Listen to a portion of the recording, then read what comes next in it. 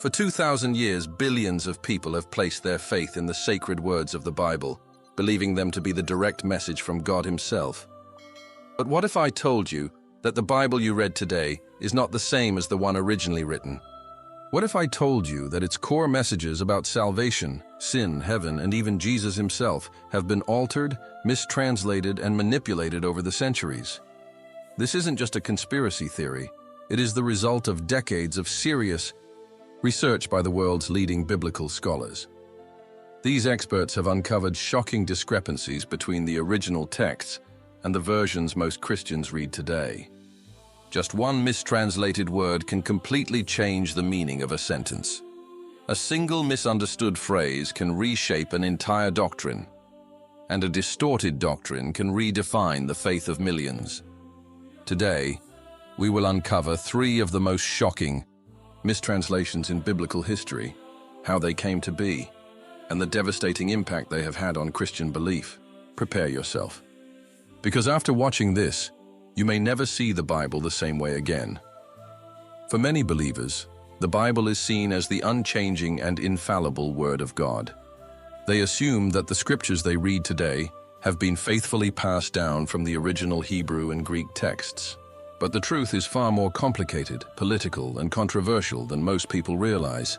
The Bible's journey through history is one marked by power struggles, political interference, and theological biases. Unlike what many assume, the Bible was not translated directly from its original languages into modern English in a seamless, neutral process. Instead, every translation has been shaped by the era in which it was created, often reflecting the religious, social, and political priorities of those in power. Some changes were unintentional, resulting from the natural difficulties of translation across vastly different languages. Others, however, were deliberate, designed to serve specific theological or political agendas. The earliest scriptures were written in Hebrew, Aramaic, and Greek, ancient languages that are vastly different from the English we speak today. The Old Testament was primarily composed in Hebrew, with portions in Aramaic, while the New Testament was written in Koine Greek, the common trade language of the time. These texts were copied by hand, often introducing minor errors or variations. When Christianity began to spread, the first major translation of the Bible occurred in the 4th century AD, when St. Jerome was commissioned by the Roman Catholic Church to create the Latin Vulgate. This translation became the official version of the Bible for over 1,000 years, yet even Jerome himself admitted the difficulties of translating the original texts while trying to remain faithful to their meaning. By the time the King James Version was published in 1611, the Bible had already undergone numerous translations and revisions. The KJV, commissioned by King James I of England, was not just a religious project. It was also a political tool meant to reinforce royal authority and support the Church of England's doctrines. Certain words and phrases were carefully selected to align with the monarchy's power structure, ensuring that Scripture encouraged obedience to rulers and the established church. Modern biblical scholars, using the oldest surviving manuscripts, have compared them with today's Bible and discovered significant discrepancies. These are not just minor errors. They are fundamental changes that have shaped Christian doctrine and belief for centuries. In some cases, entire words and phrases were mistranslated in ways that dramatically altered their original meaning. In others, key theological concepts were inserted or reinterpreted to align with the religious doctrines of the time. Some passages were even added later by scribes who sought to reinforce specific beliefs that were not originally part of the text. Translation errors and intentional modifications have had profound consequences for Christianity. Certain doctrines, such as the concept of hell, the virgin birth, and the nature of salvation, have been influenced or even entirely shaped by these mistranslations. Over time, these errors have been repeated, reinforced, and accepted as absolute truth, despite not being part of the Bible's original message. Understanding how the Bible has been altered over time forces us to ask difficult questions. Are we reading the true Word of God, or just what translators, rulers, and religious institutions wanted us to believe? How many of our core beliefs are based on errors, misinterpretations, or political influence, rather than the original teachings of Jesus and the early prophets? In the following chapters, we will take a closer look at 3 of the most significant mistranslations in biblical history, ones that have shaped the course of Christianity and altered the way billions of people understand their faith. The truth may be unsettling, but it is always worth discovering. For centuries, the fear of hell has been used as one of the most powerful tools to control believers. The terrifying image of eternal fire and suffering has shaped Christian theology, leading many to obey out of fear rather than faith.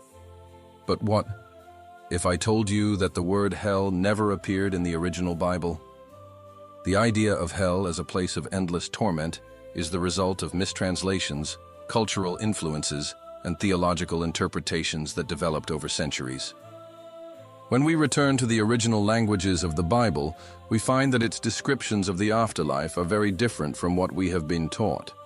In the Hebrew Bible, the word used for the afterlife is Sheol, which simply means the grave, or the place of the dead.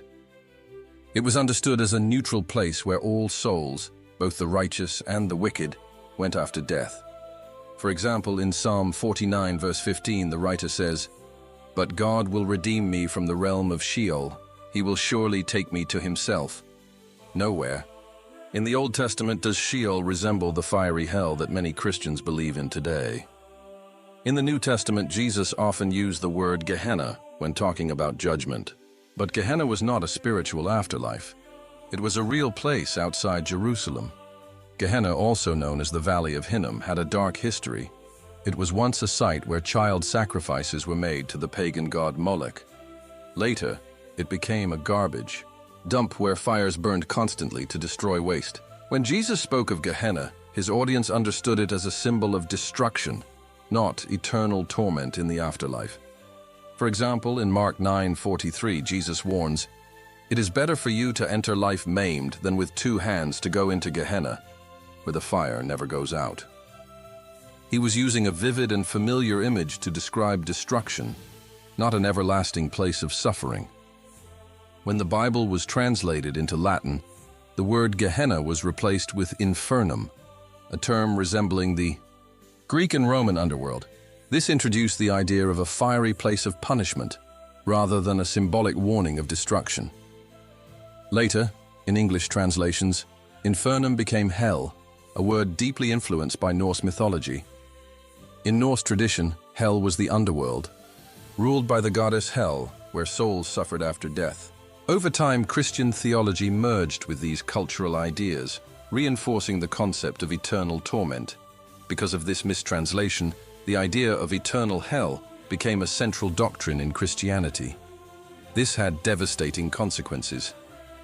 Fear replaced faith. Instead of focusing on God's love and redemption, many believers were terrified of making mistakes that could doom them to eternal suffering. The church used hell as a tool for control. Throughout history, religious leaders used the fear of hell to manipulate followers, sell indulgences, and enforce obedience. It distorted the image of God. The original biblical text describes God as merciful and just, but the doctrine of eternal torture makes him appear cruel and unforgiving. But the truth is, fiery hell that many fear was never in the original Bible. What Jesus spoke of was not eternal torment, but judgment, destruction, and renewal. So if the doctrine of hell has been misinterpreted, what other core beliefs have been shaped by mistranslation? The next chapter will explore another shocking mistranslation that transformed Christian theology, the idea of the virgin birth. Few doctrines in Christianity are as widely accepted and foundational as the virgin birth of Jesus. It has been taught for centuries, celebrated in hymns, and depicted in countless works of art. But what if I told you that this doctrine, so central to Christian belief, was based on a mistranslation of a single word? While this does not necessarily mean that Jesus was not born of a virgin, it does reveal that the doctrine of the virgin birth was not originally based on the Hebrew scriptures. Instead, it emerged due to a translation error that shaped the course of Christian theology for centuries. The idea of the virgin birth comes primarily from Isaiah 7:14, which states, "Behold, a young woman shall conceive and bear a son." The key word in this passage is Alma, the original Hebrew term used to describe the woman who would conceive. However, Alma does not necessarily mean virgin. It simply means young woman or maiden. If the writer of Isaiah had wanted to explicitly say virgin, he would have used the Hebrew word betula, which specifically refers to a woman who has never had sexual relations. In ancient Hebrew culture, an Alma was typically an unmarried woman of childbearing age, but the word did not carry the strict connotation of sexual purity that later translations imposed. The original Hebrew text of Isaiah 7:14 was referring to a specific historical event, a sign for King Ahaz about a child who would be born in his lifetime, not a prophecy about a miraculous virgin birth centuries later. The change in meaning occurred when the Hebrew scriptures were translated into Greek in the Septuagint. In this translation, the Hebrew word Alma was translated as Parthenos, a Greek word that can mean virgin, but also simply young, unmarried woman. This subtle shift in meaning became the foundation for later interpretations of the passage. By the time the Bible was translated into Latin, the word Parthenos was translated as Virgo, which explicitly means virgin. English translations then followed this interpretation, further solidifying the belief that Isaiah had predicted the miraculous conception of Jesus by a virgin mother. This mistranslation led to the belief that Isaiah's prophecy was a direct prediction of Mary and Jesus, rather than a historical prophecy for King Ahaz's time. The mistranslation of Alma into virgin had a profound impact on Christian theology, shaping beliefs about Mary, Jesus, and even the role of women in Christianity. The idea that Mary was not just a virgin at Jesus' birth, but remained a perpetual virgin throughout her life became a core belief in many Christian traditions. This doctrine influenced Catholic and Orthodox teachings, elevating Mary to an almost divine status. By making the virgin birth a requirement, Christian theology emphasized that Jesus had no earthly father, reinforcing the belief that he was divinely conceived. This became essential in the doctrine of Jesus' sinlessness, as it was believed that a human father would have passed down original sin. This mistranslation also played a major role in shaping Christian views on sexual purity. Over time, it contributed to the idea that sexual relations, even within marriage, were less holy than virginity. It also led to the elevation of Mary as a symbol of perfect womanhood, reinforcing the idea that women should aspire to purity and submission. Not necessarily. The New Testament writers, particularly Matthew and Luke, clearly believed in the virgin birth and presented it as part of Jesus' divine identity. However, the point remains that the doctrine was not originally based on the Hebrew text of Isaiah 7:14. This raises an important question. If a mistranslation led to the doctrine of the virgin birth, what other beliefs have been shaped by errors in translation? The story of Jesus' birth remains a profound mystery of faith, but uncovering the truth behind the translations allows us to approach the Bible with a deeper understanding. In the next chapter, we will examine another major mistranslation, one that has shaped Christian identity, race, and theology for centuries: the phrase, "made in the image of God." One of the most profound statements in the Bible is found in Genesis 1:26. "Let us make man in our image, after our likeness." For centuries, this phrase has shaped how people understand human identity, dignity, and purpose. It has been used to support equality, justice, and human rights. But at the same time, it has also been misinterpreted and misused to justify racial superiority, colonialism, and oppression. So what did this phrase originally mean, and how did it come to take on such radically different interpretations? In ancient Hebrew culture, the phrase, "image of God," was not a universal statement about all people. Instead, it was a political and religious term used to describe kings, those believed to be divine representatives on earth. In societies like Egypt and Mesopotamia, rulers were seen as the image of the gods, chosen to govern with divine authority. This belief reinforced the idea that only kings and elites had a special connection to the divine, while ordinary people were mere subjects. The Genesis account, however, was revolutionary. It declared that all people, not just kings, were made in God's image, implying that every human being carried divine worth and responsibility. In its original context, this was a bold rejection of the oppressive power structures of ancient empires. But as this phrase was translated into Greek and Latin, its meaning was expanded and, in some cases, distorted. When the Hebrew scriptures were translated into Greek and later into Latin, the phrase "image of God" took on a broader, more individualized meaning. Rather than being understood in its cultural and historical context, it was reinterpreted to mean that every person was a direct reflection of God. While this shift reinforced ideas of human dignity, it also led to misinterpretations that were later used to promote racial and cultural superiority. By stating that all people bear God's image, the Bible challenged the idea that only kings had divine authority. This laid the foundation for later beliefs in human equality, justice, and dignity. The idea that every human being is made in God's image played a key role in abolitionist movements, civil rights struggles, and social justice efforts. It reinforced the belief that all people have equal worth in the eyes of God. At the same time, some groups used this phrase to claim that certain races or cultures reflected God's image more than others.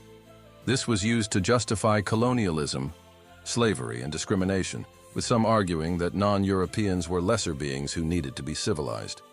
The phrase "made in the image of God" was originally a radical statement of human value and responsibility, not a justification for oppression. By understanding its true meaning, we can reclaim its message of equality, dignity, and justice for all people.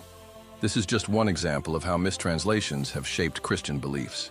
In the next chapter, we will explore another misinterpretation that redefined sin and salvation and changed the course of Christianity forever.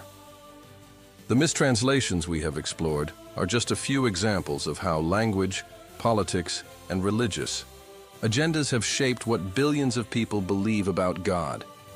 If these foundational doctrines, the concept of hell, the virgin birth, and the image of God, have been altered by history, we must ask ourselves, are we truly understanding God's message, or are we simply believing what we've been told? For 2,000 years, the Bible has been translated, reinterpreted, and reshaped to fit different cultural and political needs. Today, we have access to historical records, linguistic research, and biblical scholarship that allow us to uncover the truth. And as Jesus himself said, the truth will set you free. But truth can only set us free if we seek it. So are you ready to go deeper? Are you willing to question, explore, and challenge what you've always believed? Because if you are, then this journey has only just begun. If you found this eye-opening, subscribe to our channel and join us as we continue to uncover the real story behind the Bible. Let's seek the truth together. In the shadow of the world's most well-known Bibles, hidden from the spotlight yet bursting with immense spiritual power, lies the Ethiopian Bible, one of the oldest and most complete biblical texts known to humankind. This sacred book not only preserves ancient wisdom but also holds truths so profound that they have both comforted the faithful and terrified those in power for centuries. Unlike the widely recognized 66-book King James Bible, the Ethiopian Bible contains 88 books, including texts that were removed or banned from Western Christianity. These sacred writings include the Book of Enoch, the Book of Jubilees, and the Kebra Nagast, each offering spiritual insights and divine mysteries that challenge the traditional narratives of history, power, and faith. For many in the Western world, the Ethiopian Bible remains a mystery, hidden away, rarely discussed, and often dismissed. But why? What is it about this ancient scripture that makes it so feared by religious institutions and colonial empires? Why has it survived the test of time despite efforts to erase its influence? In this deep dive, we will uncover the unique teachings of the Ethiopian Bible that set it apart from other versions, why it was banned and suppressed by political and religious authorities, how it continues to empower believers today, especially in Africa and the diaspora. Brace yourself for an extraordinary journey into one of the world's most powerful, yet least understood religious texts. For centuries, the Ethiopian Bible has remained one of the most unique, complete, and ancient biblical texts in existence. Unlike the Western Christian canon, which consists of 66 books, the Ethiopian Bible contains 88 books, preserving scriptures that were removed from the Roman Catholic and Protestant traditions. These include powerful texts such as the Book of Enoch, the Book of Jubilees, and the Kebra Nagast, writings that challenge mainstream Christian narratives and offer a radically different perspective on faith, history, and divine justice.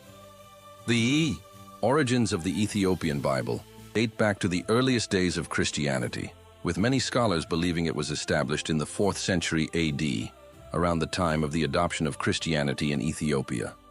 Written in Ge'ez, the ancient liturgical language of Ethiopia, this Bible has remained largely unchanged over the centuries, making it one of the closest surviving links to early Christian thought and tradition. While Western Christianity evolved through imperial influence, political councils, and doctrinal shifts, Ethiopian Christianity preserved a more original and unaltered version of the scriptures. One of the most striking differences between the Ethiopian and Western Bibles is their treatment of sacred texts. Many books found in the Ethiopian canon were deliberately removed from Western versions due to their controversial themes and their potential to challenge religious and political power structures. The Book of Enoch, for example, describes fallen angels, divine justice, and apocalyptic visions that were seen as too radical for mainstream Christianity. The Book of Jubilees presents a cosmic calendar that situates human history within a divinely ordained framework, reinforcing the idea that God's justice unfolds according to a sacred, predestined plan. Meanwhile, the Kebra Nagast solidifies Ethiopia's divine heritage, tracing its rulers back to King Solomon and the Queen of Sheba, asserting that Ethiopia holds a unique and God-ordained role in the history of Christianity. Beyond its theological content, the Ethiopian Bible stands as a symbol of resistance and spiritual independence. While European colonialism spread a version of Christianity that erased many African influences, Ethiopia remained one of the few African nations that was never colonized. Its distinct biblical tradition was untouched by Western imperialism, allowing it to serve as a powerful spiritual and cultural anchor for African identity and Christian faith. Today, the Ethiopian Bible continues to challenge conventional religious narratives and empower those seeking unfiltered truth. Its inclusion of banned scriptures, its deep historical roots, and its commitment to divine justice over human authority make it one of the most powerful and intriguing biblical texts in existence. For those searching for a faith that has remained uncolonized and unaltered, the Ethiopian Bible offers a window into an ancient, uncompromised vision of Christianity. The Ethiopian Bible is not feared merely because of its age and authenticity. It is feared because of what it teaches. Within its pages lies a vision of faith that is radically different from mainstream Christianity, one that champions justice, resistance, and divine accountability. These teachings empower the oppressed and challenge those in power, making them both a source of strength for believers and a threat to corrupt rulers. 3 books in particular stand out for their bold messages and controversial revelations: the Book of Enoch, the Book of Jubilees, and the Kebra Nagast. Each of these texts presents a powerful narrative about divine justice, historical destiny, and Ethiopia's unique role in Christianity. These were not mere religious writings. They were statements of spiritual authority and resistance that shook the foundations of political and religious power. Few biblical texts have been as controversial and feared as the Book of Enoch. Once widely accepted by early Christians, this book was later removed from the Western Bible by the Catholic Church. Why? Because it delivers a message that threatens the very structure of power and control. The Book of Enoch tells the story of a righteous man who was so pure in faith that he was taken up into heaven without experiencing death. but its most striking content lies in its account of the Watchers, fallen angels who defied God's law. These angels descended to earth, took human wives, and gave birth to the Nephilim, giant powerful beings who ruled with oppression and violence. God's ultimate judgment upon these fallen angels serves as a warning that no being, human or divine, is above divine justice. This idea was dangerous to religious and political leaders, as it suggested that even the most powerful rulers on earth would one day be held accountable. Western institutions feared this message so much that they erased the Book of Enoch from their canon. Yet in Ethiopia, it remained untouched, unchanged, and unafraid. While the Western Bible presents history as a chaotic sequence of events, the Book of Jubilees reveals a structured divine timeline, a concept that directly challenges human control over history.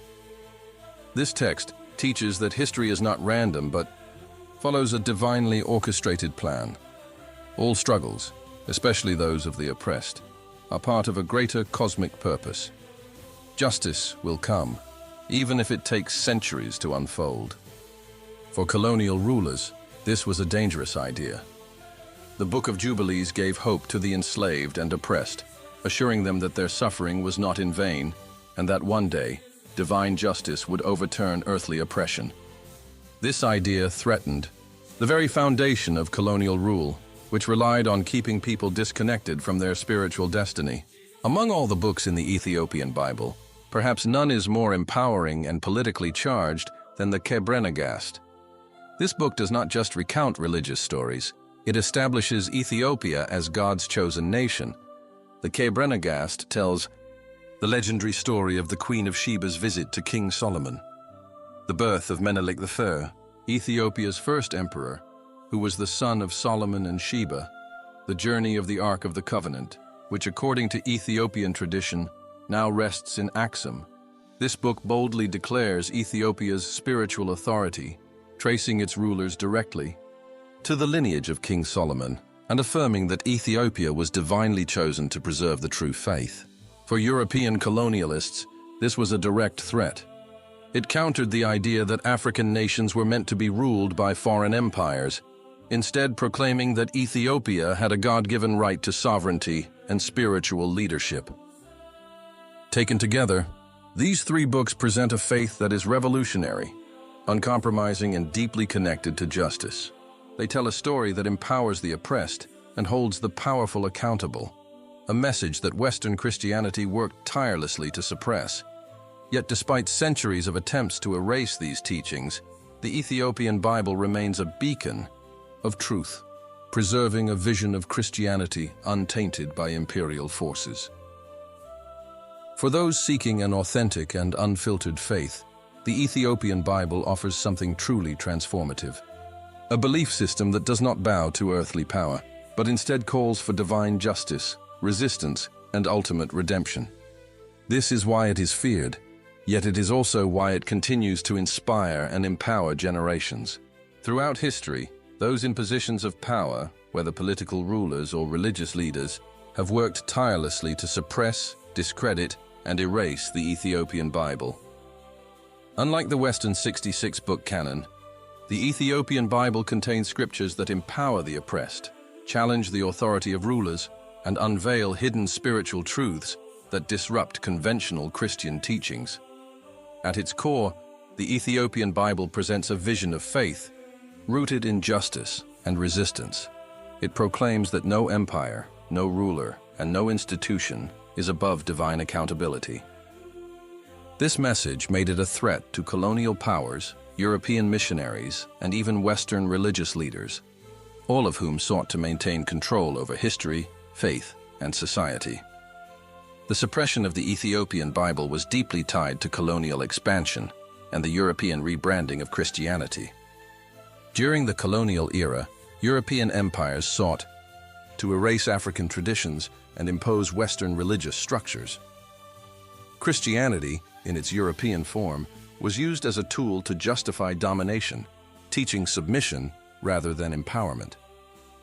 The 66-book Bible promoted by colonial rulers conveniently omitted key scriptures, that affirmed Africa's spiritual and royal heritage, as seen in the Kebra Nagast, which traces Ethiopian kings to King Solomon, encouraged resistance against foreign rule, teaching that earthly oppression would one day be overturned by divine justice, declared that God's plan favored justice over empire, reminding believers that no human power could stand against God's will. By removing these texts from mainstream Christian teachings, colonial rulers could weaken African spiritual identity and prevent resistance movements. If people believed their suffering was permanent or ordained by God, they were less likely to rebel. But if they held on to the Ethiopian Bible, they would know the truth. God does not side with the oppressors. He delivers justice to the oppressed.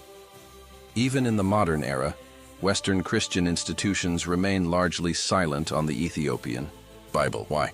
Because acknowledging it would mean confronting uncomfortable truths about how the modern church was shaped by political and colonial interests. The Ethiopian Bible reveals that many biblical books were removed from Western Christianity, not for theological reasons, but for political control. Justice and accountability, rather than blind obedience, are at the center of God's plan. Christianity is not a European religion. Its roots are African and Middle Eastern, making the idea of a white Christian identity a false narrative. This contradicts the whitewashed version of Christianity that has been promoted for centuries. It forces believers to rethink history, race, and faith itself, something many religious institutions would rather avoid. Despite centuries of suppression, the Ethiopian Bible has not been lost. It remains a testament to faith unshaken by empire. It continues to inspire those who seek the unfiltered truth, free from political manipulation. For those willing to explore its teachings, it offers a radical reawakening, one that empowers, liberates, and challenges the structures of power that have long sought to silence it. One of the most powerful yet suppressed truths of Christianity is the African connection to Jesus Christ. For centuries, Western institutions have promoted a whitewashed image of Jesus, portraying him as a fair-skinned, European-looking figure. However, the Ethiopian Bible, one of the oldest and most complete biblical traditions, contradicts this narrative, providing both historical and scriptural evidence that Jesus was a man of African and Middle Eastern descent. The Ethiopian Bible preserves key scriptures that describe Jesus in a way that aligns more with African features than the westernized image imposed by European rulers. Revelation 1:14-15 states that Jesus had hair like wool and feet like burnished bronze, a clear depiction of a dark-skinned man with African features. Jesus spent his early years in Egypt, a North African nation, further situating him within an African context. Ethiopia played a central role in early Christianity, as seen in Acts 8:27-39, where an Ethiopian official was among the first to accept the faith. These details suggest that Jesus was far more connected to Africa than Western Christianity has acknowledged. As European powers expanded their influence, they deliberately altered religious imagery to serve political and colonial interests. White Jesus became a symbol of European dominance, used to justify slavery, colonization, and the subjugation of African and indigenous peoples. By erasing Jesus' African and Middle Eastern heritage, European rulers reshaped Christianity into a tool of control rather than liberation. The Ethiopian Bible destroys this false narrative by preserving an uncolonized version of Christianity. It presents a Jesus who stands with the oppressed, not the oppressors. A revolutionary figure whose true identity challenges the Eurocentric version of Christian history.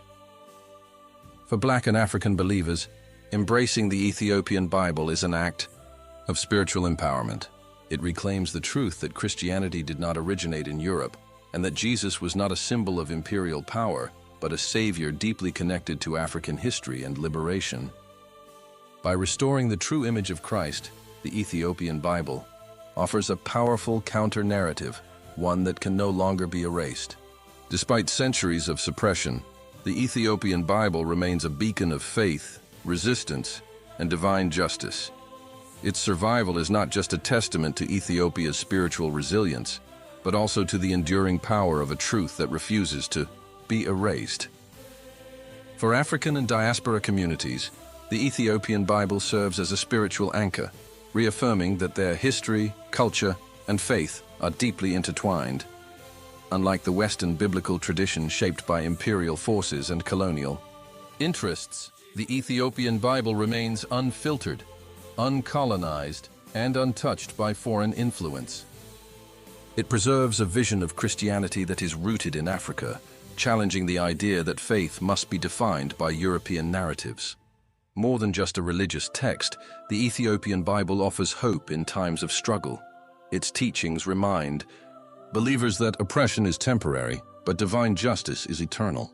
The Book of Enoch warns that no ruler is beyond judgment, while the Book of Jubilees reassures that history follows God's divine order, ensuring that justice will ultimately prevail. Meanwhile, the Kebra Nagast instills national and spiritual pride, affirming that Ethiopia holds a sacred place in God's plan. At its core, the Ethiopian Bible stands as a counter-narrative to oppression. It refuses to let history be rewritten by conquerors, insisting instead that truth, once revealed, cannot be erased. For those seeking a faith that is pure, authentic, and free from imperial manipulation, the Ethiopian Bible remains a light in the darkness, guiding those who dare to reclaim their spiritual identity and divine purpose. The Ethiopian Bible is more than just scripture. It is a revolutionary testament to faith, truth, and resilience. It preserves the ancient teachings of Christianity that Western institutions sought to erase, challenging the Eurocentric narrative that has dominated religious history for centuries. Within its pages, it proclaims divine justice, empowers the oppressed, and dismantles the falsehoods used to justify colonialism and control. This is why it has been feared, suppressed, and ignored by mainstream Christianity. Yet despite every attempt to erase its influence, the Ethiopian Bible remains unshaken, undefeated, and more relevant than ever. It calls us to reclaim our spiritual heritage, to question what we've been taught, and to embrace a faith that is unfiltered, uncolonized, and deeply rooted in truth. If this message resonated with you, don't let it stop here. Subscribe to our YouTube channel for more powerful insights into history, faith, and hidden truths. Let's continue this journey together, because the truth can no longer be silenced. Stay blessed, stay empowered, and we'll see you in the next video. It is one of the most mysterious, controversial, and powerful texts ever to exist. While most of us are familiar with the 66 books found in the King James Bible, the Ethiopian Bible contains 88 books, including texts that were deliberately excluded from Western Christian traditions. Some of these books, such as the Book of Enoch, the Book of Jubilees, and various other apocryphal and pseudepigraphal works, contain knowledge that church authorities deemed too dangerous for the general public. But why? What was so threatening about these books that they were erased from mainstream Christianity? To answer that, we must dive deep into history, theological politics, and the hidden truths that have been kept from us for centuries. Chapter 1. The Bible that predates the King James Version. When most Christians think of the Bible, they picture the familiar 66 books found in the King James Version or other modern translations. However, long before King James commissioned his faint English translation in 1611, another version of the Bible had already existed, one that contained 88 books instead of 66. This ancient text, still in use today, is the Ethiopian Orthodox Bible, and it preserves scriptures that were removed, banned, or deemed too controversial by Western church leaders. The Ethiopian Bible is one of the oldest and most complete biblical canons in existence. While the Catholic and Protestant Bibles underwent centuries of revisions, the Ethiopian Orthodox Church maintained a broader and more ancient collection of scriptures. Many of the books found in this Bible, such as the Book of Enoch, the Book of Jubilees, and the Apocalypse of Peter, were once widely read by early Christians, but were later excluded from Western traditions. The significance of this Bible extends beyond its contents. It provides insight into a Christian tradition that developed independently from Rome, offering a glimpse into early Christian beliefs before they were reshaped by European influences. Ethiopia's connection to Christianity is far older than most people realize. While many European nations did not adopt Christianity until centuries after Christ, Ethiopia was among the first nations in the world to embrace the faith. By the 4th century AD, the Kingdom of Aksum had already declared Christianity its state religion, long before many parts of Europe. Historical records suggest that Ethiopia was a refuge for early Christians fleeing persecution. The Ethiopian Orthodox Church traces its origins to Philip's conversion of the Ethiopian eunuch in the Book of Acts, an event that predates the spread of Christianity in much of the Roman Empire.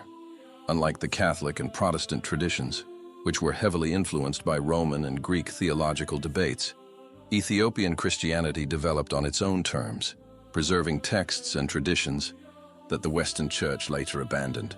By the time King James I of England ordered a new translation of the Bible in the early 17th century, there were already multiple versions in circulation, each with varying numbers of books. To unify religious practice and strengthen his authority, King James authorized a translation that would settle doctrinal differences. However, this version omitted many books that had been part of earlier biblical collections. The Ethiopian Bible, in contrast, never underwent these revisions. It retained scriptures that were excluded from the Western canon, offering a more expansive and ancient view of Christian history. The books removed from the King James Bible, such as Enoch and Jubilees, contain detailed accounts of angels, divine judgment, and hidden prophecies, topics that were considered too controversial by European church leaders. The Ethiopian Bible challenges the notion that the King James Version is the ultimate or most complete representation of Christianity. Its existence proves that Christianity was diverse from the beginning, with different regions preserving different collections of sacred texts. It also reveals how political and theological decisions shaped the Bible as we know it today, raising questions about what was lost in the process. As we explore the Ethiopian Bible and the books that were removed, we must ask, why were these texts erased from Western Christianity? What truths did they contain that made them so dangerous to those in power?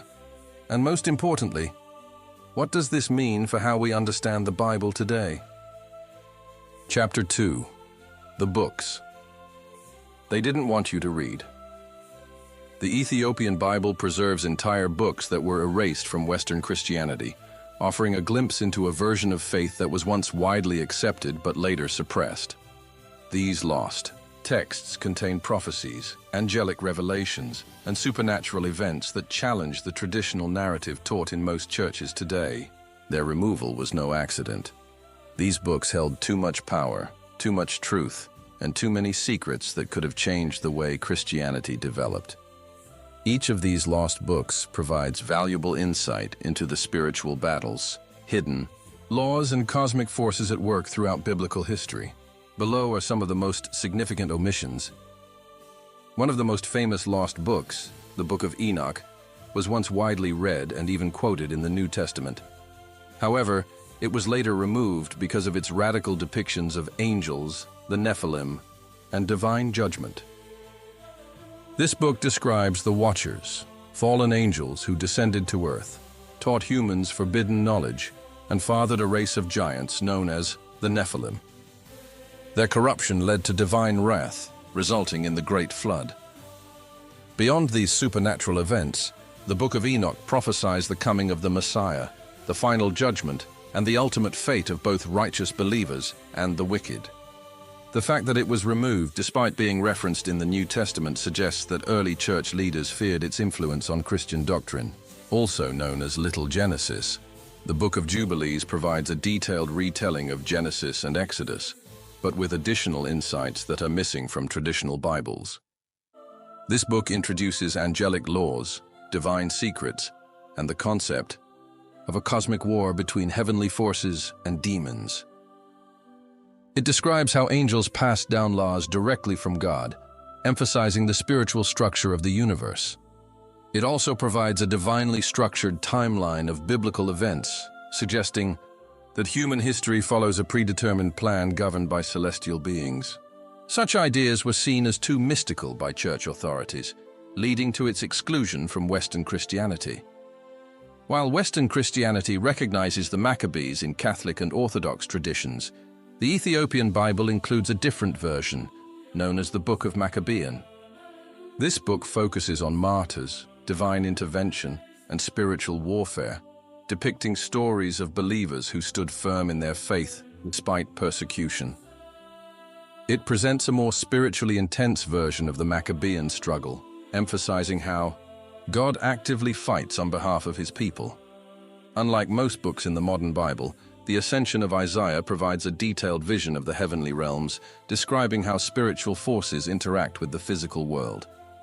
This book reveals insights into angels, demons, and the layers of heaven, giving a broader perspective on the unseen dimensions of existence. Additionally, it contains prophecies about the birth and mission of Jesus Christ, offering descriptions that differ from the accounts found in the New Testament. Its exclusion suggests that certain details about Christ's divine role were considered too complex or controversial for mainstream Christian teachings. The Apocalypse of Peter provides a striking vision of heaven and hell, with vivid descriptions of punishments for the wicked. Unlike the mainstream Christian understanding of the afterlife, this book suggests a broader range of divine justice, showing how souls are judged and purified. It was likely removed because it offered an alternative view of salvation and eternal punishment, one that did not fully align with the doctrines later established by the Roman Church. The removal of these books was not simply a matter of theology, it was a deliberate act of control. Many of these texts contained mystical knowledge, apocalyptic warnings, and teachings that empowered individuals rather than institutionalized religion. By eliminating these books, church and political leaders shaped a version of Christianity that aligned with their interests. The Ethiopian Bible, however, remains a testament to the faith's lost diversity, preserving the texts that others sought to erase. As we explore these hidden scriptures, we must ask ourselves, what truths were lost? And how would Christianity look today if these books had never been removed? Chapter 3. How the Bible was censored and rewritten. The Bible as we know it today is the result of centuries of careful selection, translation, and revision. A process driven not only by faith, but also by political and theological agendas. Many assume that the Bible has remained unchanged since its inception, but historical evidence reveals that numerous books were removed, altered, or rewritten to shape Christianity into a more controlled and unified religion. One of the most significant moments in biblical history occurred in 325 AD, when Emperor Constantine convened the Council of Nicaea. At this time, Christianity was fragmented, with various sects holding different beliefs and using different texts. The council sought to standardize Christian doctrine, determining which beliefs were correct and which were heretical. Though the Council of Nicaea did not finalize the biblical canon, it laid the foundation for the removal of books that contradicted official doctrine. Many texts that contained mystical knowledge, angelic visions, or alternative accounts of Jesus' life were labeled as dangerous and removed over the following centuries. As Christianity became the dominant religion of the Roman Empire, the Church gained unprecedented power. Religious leaders had the authority to determine which scriptures were considered divinely inspired and which were to be rejected. Books that presented conflicting narratives, alternative teachings, or apocalyptic warnings were systematically excluded. The Book of Enoch, for example, was widely read by early Christians and even quoted in the New Testament. Yet, because it described fallen angels, the Nephilim, and supernatural revelations, it was later removed from the Western Bible. Similarly, other texts, such as Jubilees, the Apocalypse of Peter, and the Ascension of Isaiah, were omitted because they contained knowledge that church authorities deemed too controversial. By the time of King James I of England in the early 17th century, Christianity had already splintered into multiple denominations, each using different translations of the Bible. To unify religious practice and reinforce his own authority, King James commissioned a New English translation in 1611. The King James Bible became one of the most influential versions in history, but it was far from a neutral translation. Several books from earlier biblical collections were excluded, and translations were adjusted to reflect theological and political priorities. This version solidified a Eurocentric view of Christianity, reinforcing a carefully curated canon that continues to shape modern Christian beliefs. The removal and rewriting of biblical texts transformed Christianity, shaping it into a more institutionalized faith. The Ethiopian Bible, however, remained untouched, preserving books that were lost to Western believers. This raises an important question. If these scriptures had remained in the Bible, how different would Christianity look today? Chapter 4. The African roots of Christianity and Black Jesus. For centuries, Western Christianity has depicted Jesus as a European figure, shaping religious imagery and doctrine to fit colonial and racial narratives. This portrayal has been so deeply embedded in Christian tradition that many overlook the African influence on Christianity and Jesus' direct connections to the continent. However, historical and biblical evidence tells a different story, one that places Africa at the very heart of the Christian faith. Jesus was born in the Middle East, a region with strong African and Semitic influences, making it unlikely that he resembled the European depictions seen in Western art. The Bible itself highlights Africa's deep connection to his life and ministry. An infant, Jesus found refuge in Africa when Mary and Joseph fled with him to Egypt to escape King Herod's massacre. Later, during his crucifixion, Simon of Cyrene, an African from modern-day Libya, was chosen to carry Jesus the cross, symbolizing Africa's direct role in his journey to redemption. Africa also played a key role in the early spread of Christianity. An Ethiopian eunuch, a royal official, was among the first recorded Christian converts, baptized by Philip in Acts 8:26-39. This event marked Ethiopia as one of the earliest Christian nations, long before much of Europe embraced the faith. Contrary to the myth that Christianity was brought to Africa by European missionaries, Ethiopia and Egypt were Christian strongholds long before Europe fully embraced the faith. By the 4th century AD, Ethiopia had already declared Christianity its state religion, making it one of the first Christian nations in history. The Ethiopian Orthodox Church preserved traditions that predate many Western Christian doctrines, including sacred texts removed from the King James Bible. The Ethiopian Bible, with its 88 books, contains scriptures such as the Book of Enoch and the Book of Jubilees, which were deliberately removed from Western Christianity. If Africa played such a central role in Christianity, why has the European image of Jesus dominated religious teachings? The answer lies in colonialism and racial supremacy. During the European expansion, Christianity was used as a tool to justify slavery and imperial rule. Depicting Jesus as a white figure reinforced the idea of European superiority, making it easier to impose cultural and religious dominance over African and indigenous peoples. By erasing Jesus' African heritage, colonial powers created a version of Christianity that supported their control. Recognizing the African roots of Christianity is not just about historical accuracy. It is about reclaiming a faith that has always been global. Understanding Jesus' true heritage allows Black believers to reconnect with a version of Christianity that was never meant to be Eurocentric or exclusive. Christianity was never a Western religion. It has always been deeply intertwined with Africa. Now, it is time to reclaim that truth. Chapter 5. Why was the Ethiopian Bible really banned? The Ethiopian Bible is one of the oldest and most complete biblical canons in existence, containing 88 books, including texts that were deliberately removed from the Western Bible. These missing books reveal prophecies, angelic histories, and divine laws that offer a deeper understanding of Christianity. Yet, rather than being embraced, the Ethiopian Bible was ignored, suppressed, and even discredited. But why? The answer lies in power, politics, and control. The removal of these texts was not simply a theological decision. It was a deliberate effort to shape Christianity into a more structured, politically useful religion. During the early centuries of Christianity, the Roman Empire sought to unify and control the faith. The Council of Nicaea played a crucial role in deciding which books would be included in the biblical canon. Texts that contradicted church doctrine, emphasized mystical knowledge, or empowered individual believers were removed.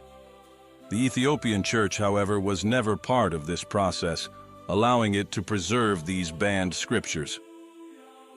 Books like the Book of Enoch, Jubilees, and the Apocalypse of Peter contain teachings about fallen angels, divine judgment, and spiritual warfare, ideas that challenged the authority of church leaders and presented a more supernatural understanding of the world. These books were considered dangerous because they gave believers direct access to divine mysteries, reducing the need for institutional control.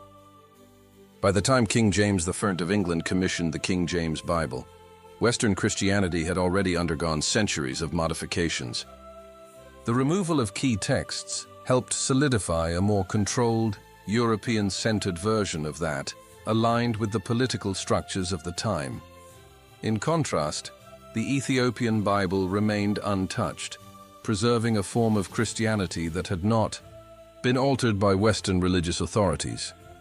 This made it a threat to the narrative that Europe was the heart of Christian history. Another reason for suppressing the Ethiopian Bible was its clear connection to Africa's role in early Christianity. Ethiopia was one of the first Christian nations, and its scriptures reflected a deep, independent Christian tradition. If widely accepted, the Ethiopian Bible would challenge the idea that Christianity was a purely Western religion and restore Afro's rightful place in biblical history. The banning of the Ethiopian Bible was not about faith, it was about control.